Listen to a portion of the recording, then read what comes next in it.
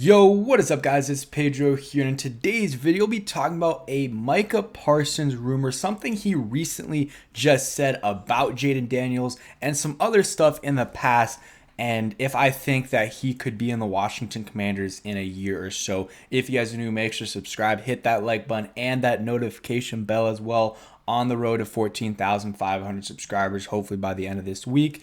And comment down below first if you even want Micah Parsons, because I know there's some people that don't necessarily want him. And two, how much would you pay for him? Because the trade is just not going to happen. The Cowboys aren't going to trade him within the division. So first, let's talk about this, what happened yesterday. And it might be in the title, like Micah Parsons to the Commanders question mark. I'm just, talking about, discussing it, not necessarily saying he's coming here, but basically, this was on his podcast, which he has, and I know a lot of Cowboys fans are a big fan of it. Also got the Commanders beanie on, just came from outside, it's pretty cold out, and was like recording the video, why not just keep it on? But he says, I think if he didn't have, this is Micah Parsons on Jayden Daniels, says, I think if he didn't have that rib injury, we're looking at, MVP conversation. I haven't seen a more of a cold-blooded rookie since I've been in the NFL, and probably the past, besides Lamar, probably past 5-7 years. So that's high praise from one of the best defenders. And not only that, that's your division rival. So for your division rival, I don't know the context of this, but it's his podcast. He can talk about whatever he wants, and he's talking about a division rival. I'm sure Cowboys fans don't love that. Like if, I don't know, like let's say like last year, right? Like Chase Young or Montez Sweat, they're talking about how good Jalen Hurts is. Like, I don't know how I'm going to feel about that. I don't know. It wouldn't rub me the best way. I mean, obviously it doesn't matter. I'm not a player. I'm not a coach, whatever. But as a fan, not a big fan of it. So I'm sure Cowboys fans are upset. Hey, whenever Cowboys fans are upset about their team, makes me a little bit happy. Also, if you look at the background, this is what I mean. He has, his jersey in the back, Jayden Daniels jersey. He got number 11, which I can't see right now. My computer's still a little messed up. I mean, I know he wears 11, so I'm assuming that's his jersey. And then you got Denzel Ward there on the left. But for the background of every podcast, I have a Jayden Daniels jersey when he's your rival. It's kind of crazy. It's kind of crazy. Seems like he's, dying to go on the Commanders. And this is what he said after the season, or it might have been before the season, on the, Dan Quinn. And he says, he might take me with him. You never know. For him to say that while on a team is absolutely crazy work. Just knowing that Dan Quinn's probably going to leave and you say that, again, I just think that's absolutely crazy. And I think that if Micah Parsons does ever hit free agency, the Commanders will be the number one destination for him. Not only do they have the money, they probably will have the money over the next couple of years. They have his defensive coordinator from Dallas in Dan Quinn. They also have Joe Witt, who he's familiar with. Dante Fowler's on the squad. Who knows if he'll be back next year, but he's on the squad. Dorrance Armstrong's on the squad for a few years. You got Tyler Biotis. You got Noah Igbenogany, who was on the Cowboys with Micah Parsons. So you got guys that he's boys with. You got Dan Quinn there. You got Joe Witt, who was in Dallas with him. Again, not necessarily a DN coach or anything, but he was, part of the coaching staff. So that does make a difference. A lot of guys that Parsons is familiar with, and seems like he loves himself some JD5. So Jayden Daniels is going to help attract a lot of key free agents to the Washington Commanders. And I think that for Micah in particular, it's more Dan Quinn and some of the ties we have to former Cowboys players. But obviously Jayden Daniels won't hurt. And he's been glazing him recently. And hey, I mean, it's deserved, how he's been playing. The mic'd up was crazy. If you guys watched that, I posted a video about that. I know a lot of people did. Juan did. That was funny. Make sure you guys check that out. But yeah, I think if he does hit free agency, I think the Commanders would be at the top of the list of his destination. So he was in the same class as Jamin Davis. So that makes me think of that again, which is unfortunate. But he was obviously picked before Jamin Davis. But this is his fourth year.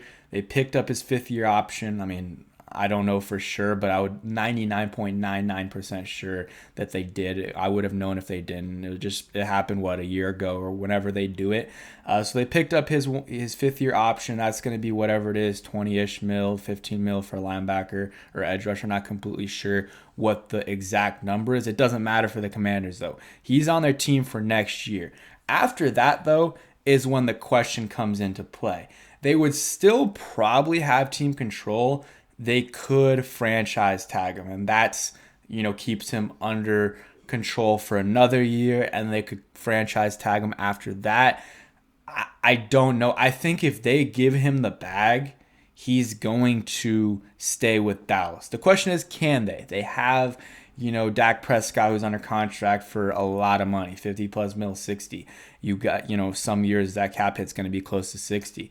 You got CeeDee Lamb, who's under contract. You have a bunch of big name players that under contract for a lot of money. So I don't know if they're going to be able to pay Micah Parsons what he wants. And I know people aren't a big fan of Micah because of maybe his attitude or whatever, his off the field stuff in terms of the podcast, maybe some of the Penn State stuff from back in the day. But I think he's a great player. Even this year in a little bit of not a down year, he was just hurt. He's still having a really good year. He's, a menace on the defensive side. He's one of the top 5 defenders, I believe, in all of football. You throw him in there and, TJ Watt, Myles Garrett, a couple other guys as well. Like he's right there. Chris Jones, maybe Dexter Lawrence. Like he's Fred Warner. Like he's in that category and he's very young. So if you can get him, I would. It's going to cost over $30 million, but the Commanders do have cap space. If you can add an elite guy like that, a guy that's top 3 of his position, and not only top 3 at his position, but top 3 at a position that's very valuable. You got, cornerback, quarterback, tackle, and receiver. Like those are the most important positions. I'm not, obviously quarterback's one. After that, you can debate, but I believe those are the most important positions to have on your team filled out. And if you can get one of those guys, Micah Parsons, who is young and top 3 at his position and is going to be top 3, maybe 1 in the next 10 years, why not do it? Why not do it? Get an elite player, a young guy that's familiar with Dan Quinn, with Joe Witt, with some of the other guys in the team. If they decide to keep guys like Dante Fowler and Dorrance Armstrong long term, I think it would be a good move for the Commanders. Pay them what you need to. Again, this will probably happen not this coming off season, but at the earliest, the off season after that. And if there's some drama with Parsons and Dallas and their trade talks, I'm sorry, it's not gonna happen to Washington. They will not trade a guy like Micah Parsons to Washington. It's one thing to trade Jahan Dotson to a division rival or a draft pick.